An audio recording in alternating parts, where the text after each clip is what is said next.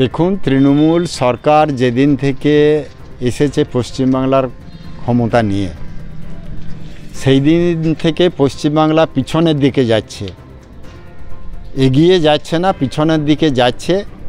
আর তার একটা উৎকৃষ্ট উদাহরণ যে চৌহাট্টা মহোদরী 2 পঞ্চায়েত তাতিনাপুর গ্রাম, যেখানে একটা শ্মশান আছে, 3-4টি গ্রামের সেখানে দাহ হয়। তো সেখানে যতটুকু রাস্তা আমি শুনেছি প্রায় 2-3 কিলোমিটার, 3 কিলোমিটার উপর রাস্তা, সেই রাস্তায় এখন যখন মৃতদেহ নিয়ে যাচ্ছে তখন কাদার মধ্যে মানুষকে কষ্ট করে কাদার মধ্যে যেতে হচ্ছে। তো কেন্দ্র সরকারের এত টাকা, রাজ্য সরকার বলছে আমাদের এত উন্নয়ন, তারপরেও আজ যদি রাস্তায় একটা মোরাম না হয়, একটা ঢালাই না হয়, একটা ডাস্ট যদি না পড়ে, তাহলে সেখানে ওরা উন্নয়ন হয়েছে, আমরা কাজ হয়েছে এটা বলবে?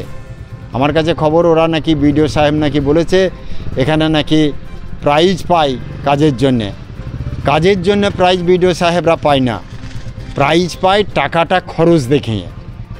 এটা বিডিও সাহেবকে আমার নাম করে জিজ্ঞেস করবেন যে আপনারা কাজের নমুনা দিয়ে প্রাইজ পাননি, প্রাইজ পেয়েছেন আপনাদের কাছে যে টাকা এসেছিল সেই টাকাটা খরচ দেখিয়ে।